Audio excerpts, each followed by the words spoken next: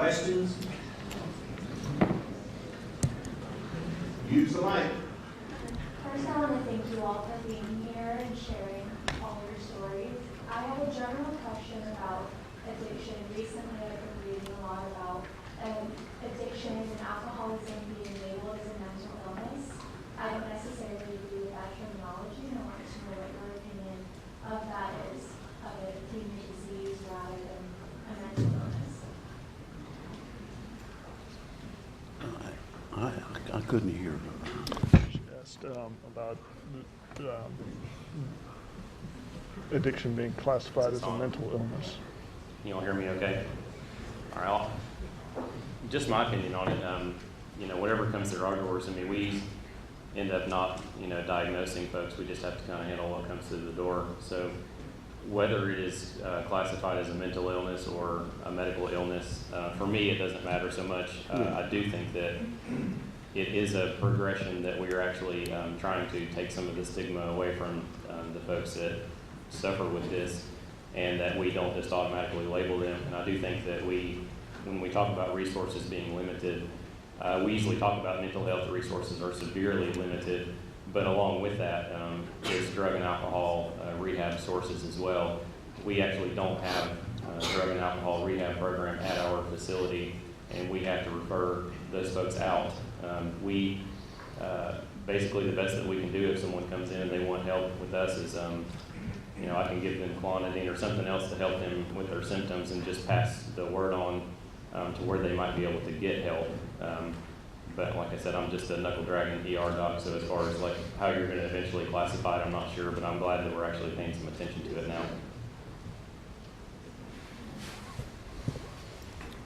Yeah, I kind of agree with you, and it probably doesn't make much difference whether you, and how you describe it, but in that book that the American Medical Association and the AOA and postgraduate Medicare requirements describes diseases, they're both in there. They're both in there. Does it make any difference whether it's a mental illness or a physical illness? Isn't a mental illness physical also? It's bound to have some chemical changes, some electrical changes. But now, bear in mind, that same book has described in there a disease. What do you do if you're sucked into a jet motor and have to come back in for treatment the second time? So it's got some blarney in it.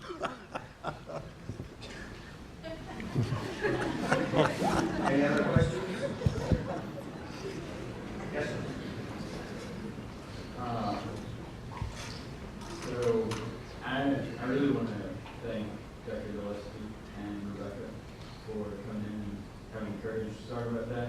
For me, it's important to hear kind of recovery stories, things that are successful, because I think Dr. Bardinelli's story with the 3-month-old dying baby carrier, a lot of times that's really all we hear. You don't hear a lot about any positive recovery or anything. And usually my first thought for stories like that is just, I hate people. And I know that's not like an appropriate reaction, but like things like that, really my only emotion is just anger. Like a very guttural anger. Like I have children, when I hear something like that, I just want to hurt somebody that puts their child in that situation. And Rebecca, I apologize if that. So how do you continue to face this sort of thing without getting jaded and coming into it with preconceived notions and projecting on your patients?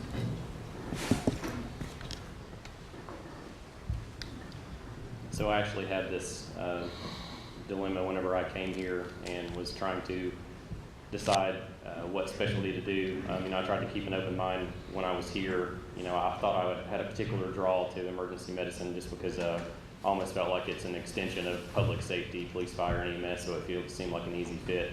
But the one issue that I had. And I remember the first emergency medicine club meeting that we had a guest speaker from a physician in Knoxville, and I actually went up to her afterwards and I told her, you know, where I was coming from and that I actually had some reservations about emergency medicine, because even though I was just in it for 6 years, I felt like I had become quite cynical. And she said that you won't have a problem with this, and then she said that you'll see when you get out, you're going to be able to separate that. And I think that one of the biggest things for me is to take a step back and realize, and I didn't do this until after I left police work, is you really deal with a certain subset of society. Like I mentioned to it before, like we probably dealt with a certain 10% of society all the time. And what happens with that is you start to get this mindset, well, maybe all people are like this, and that's why this world, is going the way it's going. But I couldn't really see that until after I was out of police work and like actually got to talk with normal people again on a daily basis, that there is a whole other part of society that are genuinely good people out there. And I think one of the things that I saw when I went into rotations is it was just kind of an ironic thing. My first emergency medicine rotation was in Kingsport, and I treated a girl that I went to high school with that was also my first DUI arrest coming out of the police academy. So, fortunately she didn't remember me or anything about it, but then I always wondered, had that fear in the back of my mind, what if somebody recognizes me from my previous, career? And I still think about that from time to time. But the biggest thing for me was I now have a different perspective, because most people, when they interact with law enforcement, they perceive that you're getting ready to take something away from them. That's why they lie to you and are very evasive. But one difference, at least in the medical community, is despite the increasing acts of violence and everything else, most people, when they interact with medical professionals, are there because they need or want something. And I've actually enjoyed being able to not have to worry about why the people came in. People are brought into the emergency department now by the police, and they're having to fight with them, and they're getting spit on because, and that happens to us too. But to look back and remember that I dealt with that on a daily basis, it's actually just kind of refreshing to know that I'm basically there just to take care of them. And people that are are really a big pain in the side of law enforcement. People still get sick. They still have legitimate medical problems, maybe even more so because of the lifestyle that they often lead. They don't take care of themselves, and you have to put your jaded and cynical feelings on the back burner, because as soon as you don't, that's when you're going to get burned. Like an alcoholic guy that comes in, and you see this a lot with some of the more seasoned staff, whether it be a nurse or another physician, and they'll say, Johnny's in here again, he was just in here last week, he fell again, and now he's, they brought him in, and you attribute it up and say, well, it's just, he's just drunk again, he just needs to sober up or whatever else, and you don't scan his head and he's got a big subarachnoid or subdural or something. So you have to remember that these people can still be sick too, and just take a step back and realize that, for me, it's not my role anymore to figure out why they're doing these things, where they're at. And I can at least try to hopefully contribute in a more positive aspect in someone's lives, because I never really felt like that when I was working at the police department. I always felt like I had a lot of negative interactions with people, and I don't really feel like I ever helped too many people. So actually it's been a really good transition for me, and I really like it now, despite actually dealing with some of the same clientele on a daily basis, just as different. Let me take a stab at that question. I've worked in the emergency room for 29 years. In the last 10 as director of various ERs, and I've seen a lot of good physicians burn out because of being judgmental, taking that anger in. When you're taking care of patients, you have to suspend any real judgment of their lifestyle, what they're doing. Your job is to take care of them. How can you help them? How can you serve them? They're there in the emergency room because they fell and they hurt their leg. If they have a fractured finger, you take care of that. If they have a tib fib fracture, you take care of that. You can say, Mr. Smith, I see by your blood alcohol level and how you're behaving, you're intoxicated. What can we do about that situation also? But this is something that all of y'all have to understand. You have to come to grips with. If you carry this emotion around, it will affect you. can burn out. And that leads us to, let me ask a question. Let me ask you, Rebecca. In the time frame after, well, actually, through your whole time frame, with your interaction with modern medicine, had there been times where you were treated badly, meanly, because of stigma? Were there times where healthcare just couldn't seem to take care of you? Tell me your experience. Oh yeah, I mean, there's been times when I've been in the emergency room, whatever. I mean, you can tell, you can feel it. They know you're an addict or an alcoholic. They don't really care anything about you, you know, they just want to hurry and get you out of there. I mean, to an addict and alcoholic, it feels like nobody gives us any kind of hope. Everybody just kind of writes us off. Nobody wants to help or anything like that. Just do, you know, just throw us back out there. And you would really be surprised at the number of addicts and alcoholics that are wanting help if it was just offered to them. They just don't know what to do. And even when my husband was in the emergency room fighting for his life, there was all kinds of sarcastic remarks because they couldn't get a needle. An IV started where he'd been shooting up. And I mean, him laying there dying, and you're worried about, you know, him being an addict, right, save his life first, and then, you know, do whatever. I also understand, you know, I hear stories like that. I want to jack slap somebody, knock their teeth plumb down their throat, you know, because I get it. I mean, that's our emotion, and that's part of caring as well. But it's having that compassion with also. I mean, I don't think I'm that bad of a person right now, but you wouldn't want to have talked to me 15 years ago. Because I promise you, I'd have chewed you up and spit you out somehow. I mean, I just didn't care, and everything, and you know, being clean and sober, I'm not the same person that I am when I'm high. It completely changes me, and so when we act those ways that we do, that's not us, that's the addiction, 99% of the time. Now, are there still mean addicts? Yeah, but most of the time it's the addiction. And it's realizing, okay, aside from the addiction, this is a person. You know, how did they get here? You know, what's their story? And that's what I look at all the time is everybody has a story. You know, everybody's story is different, but there's a story behind it. You know, and we don't know what somebody else has been through. We don't know what somebody's life's been like, and different things. But, you know, and then when you go into, you know, a hospital or a doctor's office and you've had that criticism, or those eyes rolled at you, or know, you know, what they're thinking, it really, I mean, like you would have jacked up views about us, we really start having jacked up views about doctors, you know, other than, hey, that's a pill doctor. That's really the only doctors I knew was, hey, here's your good doctor, go to him, you can get anything you want. And that's the only, you know, time I ever fooled with the doctor, was when it was, you know, when I knew I could get what I wanted. You know, it's okay to get angry and frustrated at times, but it's keeping that separate from the profession, you know, to treat.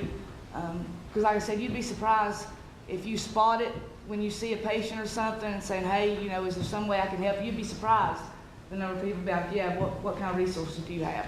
You would honestly be surprised. Did y'all hear that though? This is probably the best part of the whole morning so far.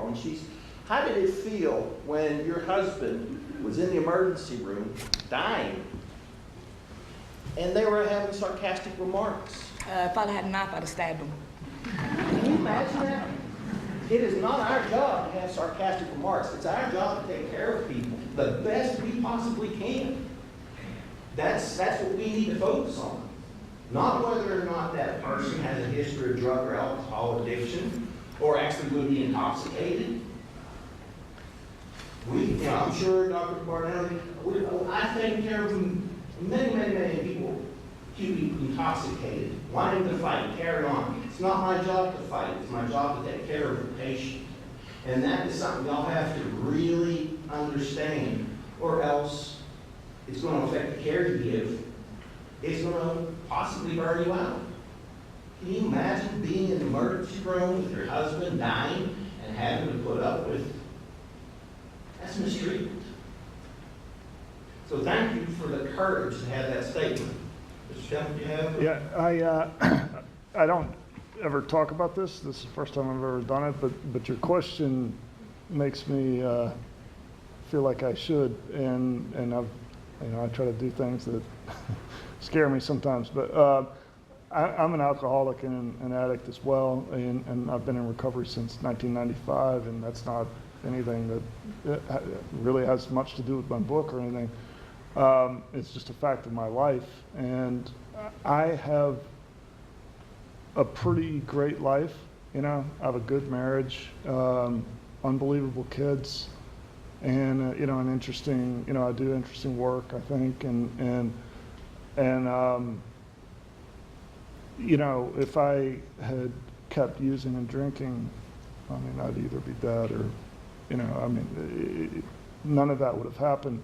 So, no one is more cynical and jaded about alcoholics and addicts than alcoholics and addicts, because they live it and they see it all the time, and they see everyone relapse, and it's never a surprise. Almost never a surprise when one of your friends relapses. But so I don't know how you avoid being jaded if you work with addicts and alcoholics. But if you can keep in mind that people can have that some people do stay sober and clean, and you never know when your interaction with them might help them do that, and you never know what's going to become of them, or what good things will happen in their life. So if you can just keep a little bit of that optimism when you're working with people, I think that could be good. And the only other thing I would say about it is I was incredibly lucky to come out of to get sober in 1995, before all this hit the fan. I can't even imagine. How do you keep preconceived notions? I had a bunch of them in practice and after practice. Most all of them were wrong. So the more I learn about this doggone disease, and I group them together as one disease, the less I know. But I've heard it here on both sides. Well, at least I hope for me. Two things. Rebecca said it, hope. And, there's hope there. And somebody that will listen to you. And in my case, if I work with other alcoholics or drug addicts, primarily alcoholics, maybe I can get a little hope. Can we all get sober and clean? Nope. Some fail. But a bunch get out of it. A bunch get out of it. And if you're practicing medicine, or if you're just a human being, you don't have to be practicing medicine. If you're just a human being and you can help somebody else get hope and get out of that morass that our lives were, we described it to you. Gosh, that's great. And to see somebody do that who's come from the depths under that damn bridge in Knoxville, Tennessee, and had no clothes, no money, no nothing, and now has a job and working and family. Whoo! You don't have to be a doctor. You're just a human being. That transforms you to see somebody change like that. So, oh no, it's tough. It really is tough. I wish I had more answers. Now, God, all I got is questions. Thanks. Any other questions? Go ahead. I just have one quick question. I know that there are specific treatment facilities targeted at healthcare professionals and community-based ones that Rebecca, you said that you had been to multiple. Do you think that there's a difference in the quality of care that these get? And if so, can you comment on that? Maybe not. You have a better answer than for me. I'm not sure. You've experienced it, Rebecca. I don't know. I've been in several rehabs. The thing is, I believe you can get clean and sober in any rehab. It's what you put into it. The first rehab I went to, I believe I could have got clean and sober if I'd wanted it, but I didn't want it. I was still having fun. I was still thinking I was living my life. You know, that fear of ever living clean and sober.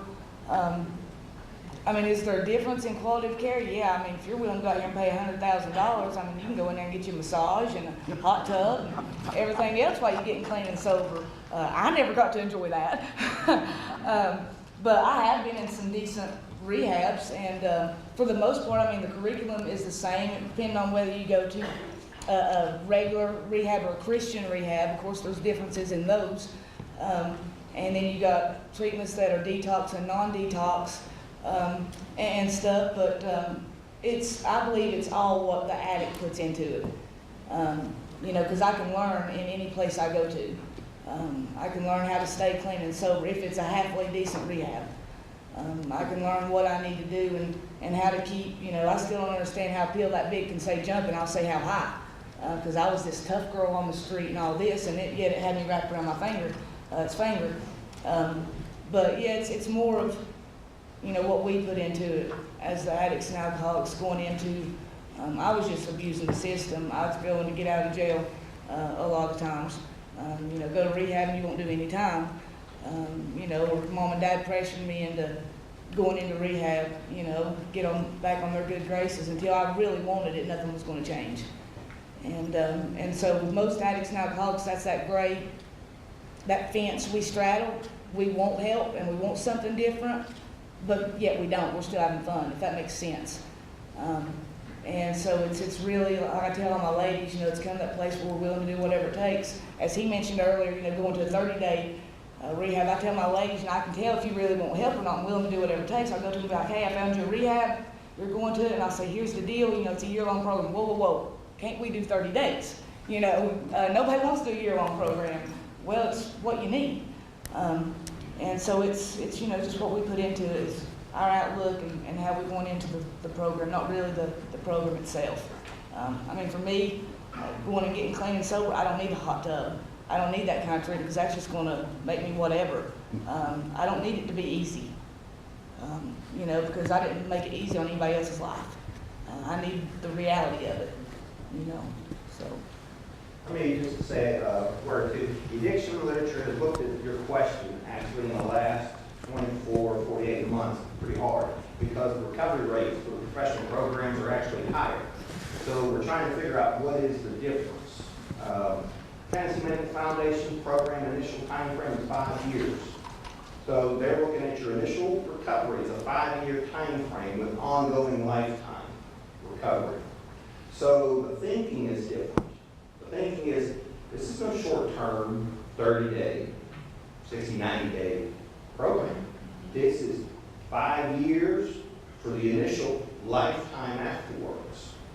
And there's going to be data over the next 12 months that's coming out to compare these more closely. So within 12 months, there's going to be a better answer to your question. But professional programs, physicians, pilots, so forth, have better recovery rates. Any more questions? How about you? Thank you guys for sharing your stories. The story that you were telling about the neurologist and kind of what he had to do to keep his practice going made me think about some things that kind of revolve around family member situations I've seen who are also medical field and just different experiences. With the way the current medical program is set up with patient satisfaction and surveys and all that, it would seem that poor medical practices are rewarded and good medical practices may be even punished to an extent. So how do you resolve that conflict between what you have to do to keep your patient satisfied and do reimbursed versus what is good medicine? Yeah. Yeah, if you figure out the answer to that, let me know. Yeah, you're still working at it. You know, I think that there's been a lot of complaint from our standpoint about these things, and I think that for so long, like I alluded to before, with the perception of you need to treat pain, even down to where people have no pain, which is sometimes not an achievable thing. But I think that it does contribute to things that people probably wouldn't ordinarily do. I mean, if I know that I can go in there, I can be the smartest doc in there, and I go in and I do everything. I hit all of the quality points, you know, when I go in there to think about what they're going to do, you know, during the course of their care and what are they going to look back on. But, you know, if I, you know, don't offer them opioids, and they're, you know, asking, you know, for something like that, and that's going to, you know, take a hit for the hospital or for your reimbursement, I think it does lead to people doing things that they probably wouldn't do. Maybe not out of, you know, malicious intent or anything else, but people, you know, if you want to make a career in this, you have to think about that. With litigation, you know, on the rise in every state, people don't want to get sued. I mean, and it's not something that you should think about when you practice, but inevitably in our world, it's quite litigious, and we sometimes end up practicing defensive medicine. But nonetheless, yeah, no, you're gonna have to think about it, and I would just say keep your moral ground. I mean, if you don't feel comfortable about something, then I wouldn't do it. You know, just to try to make a satisfaction. I think maybe there's just maybe a bigger push on we can try to control pain with other things besides opioids. There's actually one emergency department in New Jersey right now with an ER residency that's trying to do a opioid-free emergency department, which they have their hospital on board, and they have a lot of resources to try to go with this. And we'll see how it goes. I mean, we're trying new things. A lot of the pain management folks, you'll see from like the anesthesia, and PM&R is another big field that's getting into pain management with the nerve blocks and stimulators, doing alternative forms, you know, lidoderm patches, and I mean, just we're trying to be creative, I guess. But then there's also a cost side of things as well, because you know, we have an IV version of Tylenol that works really well. But we're actually at this point, we get a tap on the shoulder if we order that, because it's $300 per dose, and we've been told that we're not allowed to use that as an alternative. Even in the person that comes in and says, hey, I'm an opioid addict, and they've got a kidney stone and they're puking, and they can't keep anything by mouth down, what else do you have left? And you know, we would like to be able to offer that as an option, but our hospital is saying it's too expensive. So it's all a give and take thing. But I would say too, even if you're not going to deal with this in your particular practice, you will see quite soon that all of your friends and family think that you know everything there is to know about medicine. So you're going to get asked all of these medical questions, and at some point you'll have a friend or family member. I have a brother that is 10 years older than me that's he's addicted to meth. He's been in and out of rehabs for many years, and as of right now, he's been clean for 3 years or so. But it was after going to a year-long program, and so just from seeing people coming in, you know, we get to go do ICU rotations as well, so we get to follow some patients and have. And I talked about this with our clinical pharmacist, and he said that he agrees that our big problem right now is we can definitely take care of people once they get to the point, and from a medical standpoint, and hit rock bottom, and they, you know, have to be intubated, and we can get them better, but we're not really addressing the problem, which is trying to get them help for their addiction. And I seem to think that the longer programs may have a better effect. And the one that my older brother went to was more or less like they had a lot of accountability. I mean, it was almost like a job. They had things to do every day. They had to go out and work. They had to have it was very strict guidelines, and it seems like that was the only thing that really helped him. But I guess I have a question for Rebecca for that is, you know, if what could you offer to me and to them from like an emergency standpoint or even primary care standpoint?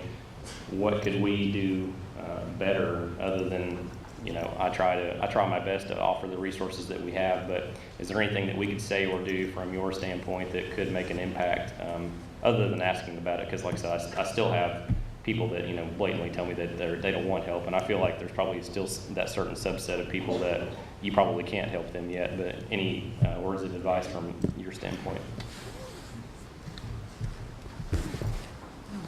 Good question.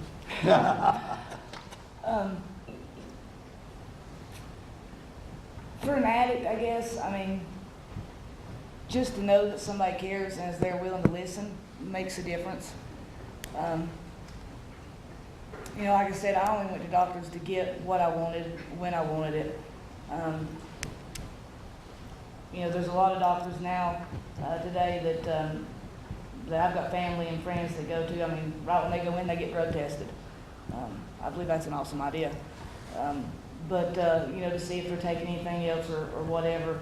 And if you have somebody come in that you know, I mean, is an addict or an alcoholic, it's just, basically it's offering those resources. I mean, you can't make anybody get help.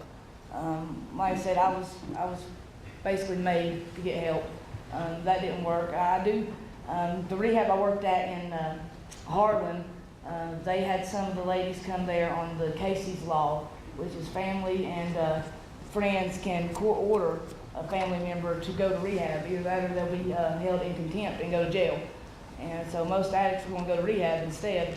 And they don't want it when they first come in, but after being there a while, they start wanting it. They start, you know, seeing the hope and stuff, and everything. So I'm a firm believer that, you know, even if they're made to go, they can still start wanting something different while they're there, and everything. But I mean, there's not a lot you can do to make somebody get help, but it is knowing that you're there for them, knowing that you're not going to criticize them, judge them, you know, roll your eyes at them, whatever. But as I said about that evangelist, just knowing that somebody actually cared. I mean, I know that sounds kind of cheesy, but for an addict, we don't have much of that. We have all the criticism and you know, the hype and the talk, and they'll never get clean, they'll never get sober, they're going to die, you know, they're a jailbird, blah, blah, blah. We hear all that constantly until we almost start to believe it. There's no hope. You know, living with no hope. And if you've never been there, that's not a very fun place to be. But to just have somebody else give us hope makes a difference. And yeah, they may not run to that resource the first time or the second time or the third time, but eventually they may. And you know, we never know. That's the same with my ladies that I work with every day.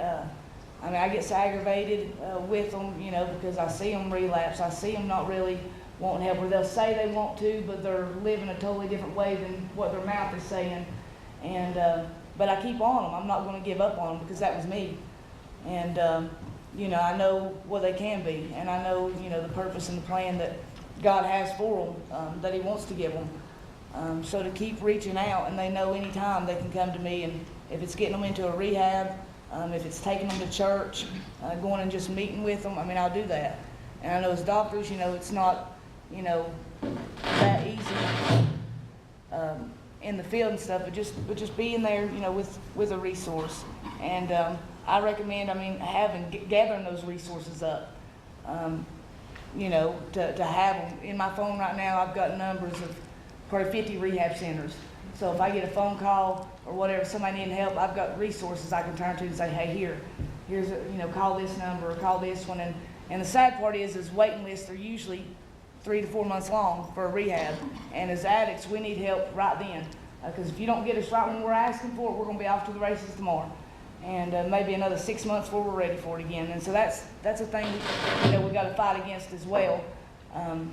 But just offering them that. Let me just briefly summarize, just so everybody heard that. Rebecca, to answer Dr. Bardinelli's question, the provider who's critical, judgmental, angry maybe, they interact with you.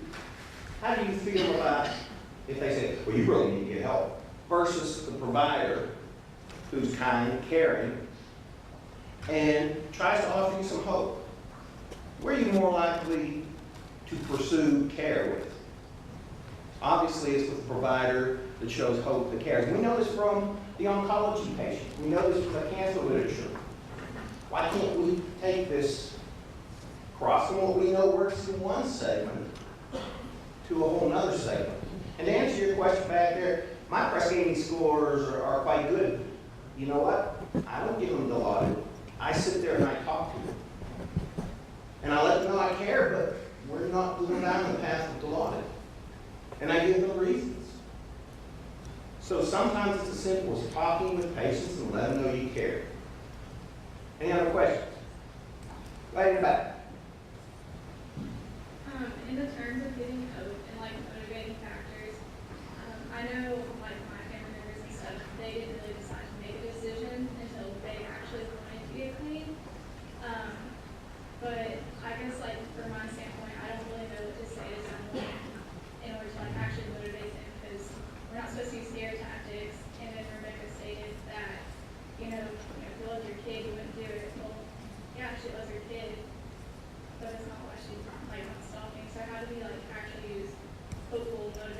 factors that are realistic to them to make them want to actually change?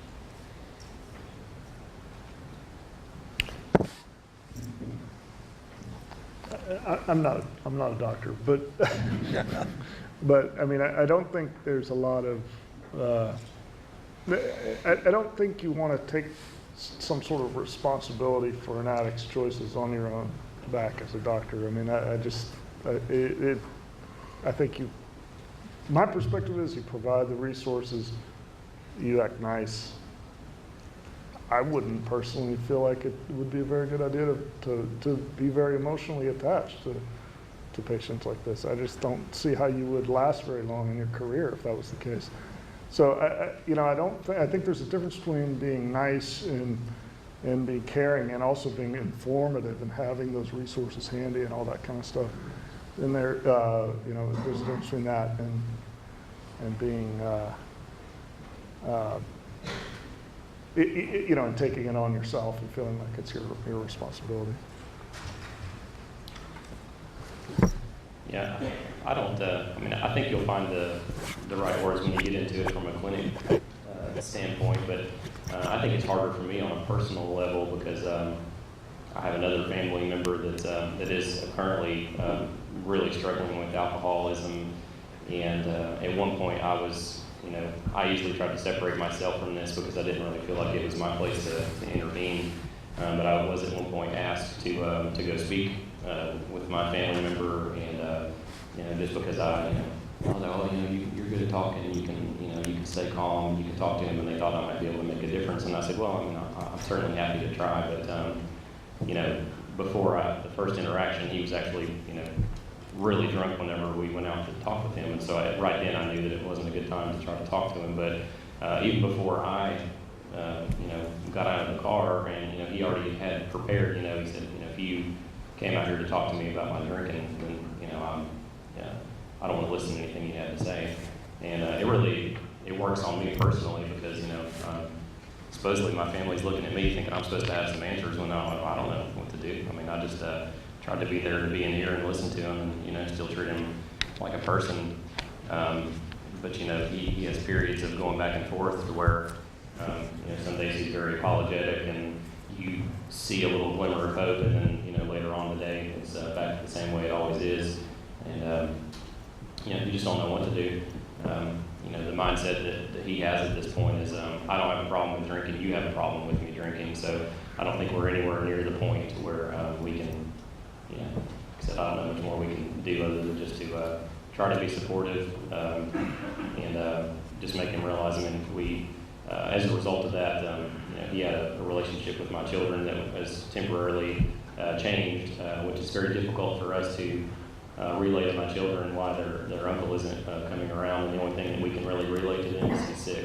That's the only thing we say, he's sick, because I don't know how you explain to a 6-year-old who is, their uncle's a military vet, who's a hero, that why he's not coming around.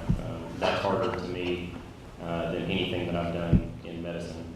So, but I would just also just say be cognizant that you're going to see this in amongst your peers as well. I think I can't remember any percentages, but there was an article that I saw the other day that said that the X number of medical students already on antidepressants, and I know at least in my class that stimulant use was pretty heavy as well. I would just say be very careful with that, and know that you're going to run into that with your peers. And I think one thing that helps with that is to have friends outside of medicine. And I tried to do that when I was at the police department also, because when all your friends are physicians or fellow nurse practitioners, PAs, you seem to get into an us versus them type mentality, and it's really easy to go along because you're going to hear these snide comments and stuff, especially when you get into the ER and other places. You're going to hear seasoned people that are burnt out. They're going to make these comments, and sometimes I don't know if they just don't realize or think about it, but that curtain that's separating their room from where we sit is not keeping them from hearing what we're saying. So, I just try not to get on board with that. You're going to hear a lot of things, and it's easy to, I guess, for the sake of conversation and just getting along with people, to try to fall into that mix. But I think you just need to be really aware of it and take a step back and realize that you're there for a certain purpose, and just go to work and be happy coming to work. Once you start to, if you start to feel like you're burning out, then I think you probably need to step back and reevaluate. Do you need to work less clinically? Do you need to find some kind of niche outside of medicine to take your mind off of things, or what? Because burnout's a real thing, and it's not just emergency medicine. I saw it in every specialty, and you'll see that when you get on rotations. I mean, you're going to have a lot of physicians scold you for even going into medicine. They're going to tell you that you made a terrible mistake, and medicine's not what it used to be. I think you can learn something from everybody. More so, I learned a lot from ancillary staff like nurses, techs, respiratory therapists as well. But listen to what everybody has to say, but at the end of the day, make your own opinions and just practice the way that you feel comfortable and you can actually enjoy going to work each day. Any other questions? Okay. For Rebecca, I just wondered, as a child, like as a pediatrician, like what was done for you? Were there any like could a pediatrician say anything to you as a child or help you that I don't know. We've been talking a lot about adults and giving resources, but I don't know if that's very possible to tell a child like a 9-year-old to go to a rehab center, So what are those things?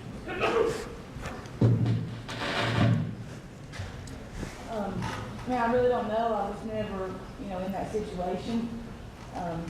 My mom and dad never knew anything for years, which I guess they was kind of naive. They said now, looking back at everything, they can see it. But at the time, they didn't, said they didn't know anything or really see anything. But yeah, it would, I'm sure it would be hard to sit down, it would have been hard to sit down and talk to me at 9 years old. But it could have made a difference, I believe. Catching it right then. Maybe me hearing other people's stories. Because, addicts are a whole lot more likely to listen to another addict than other folk, and that's where you guys are kind of, me, I get phone calls on a daily basis. Family members want me to talk to other family members, other addicts and alcoholics, and to try to reach out and help them. And can a non-alcoholic or addict help in that? Yes. Don't believe that. There's a lot of people that say they can't, but they can. And but yeah, as a kid, I believe it probably would have helped for somebody to sit down and really talk to me and really give me some statistics and what I was doing and the path I was going. I don't know if it would have stopped me completely, but some of those things that were told, I can even remember the things I was told in rehab or as a younger person that still stick with me. I still hear those things. There was one guy at rehab, he's like, you don't want to be sitting here 10 years down the road saying, man, I wish I'd listened to that old black man, down there at rehab, and I still think of him. And I wish I'd listened to that old black man doing rehab.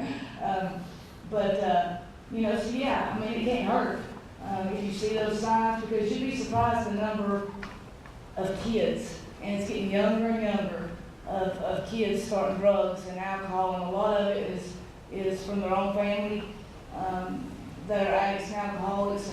And the thing is drugs and alcohol, it's no respect of persons. I don't care who you are, where you're from, what you got, what you don't have, it doesn't matter. I've seen it take the best people down, I've seen it bring the worst people down. And so we can't judge by just, what somebody looks like or what they have or what they don't have. I don't think it ever hurts to try to sit and talk to somebody and show, that compassion or just reach out. Like Ronnie, the evangelist, he's seen something in me. He knew I was going through something. And just that act of reaching out and saying, hey, I'm here for you. That impact, granted, I still went years down the road doing stupid stuff, but he was the one person I ended up coming back to. He's like a dad to me now. And, so anything like that, it's planting a seed.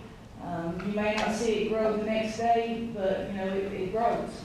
And you may not even see the outcome of what you did talking to somebody, but you never know how you may impact somebody. And so often we're like, if somebody else will talk to them, like somebody else can do it. No, what if they're thinking the same thing? It's our job when we see something that needs to be dealt with, to try to deal with it. So, Well, great, it's 12 noon. Let's plan on being back in the seats at 1:25.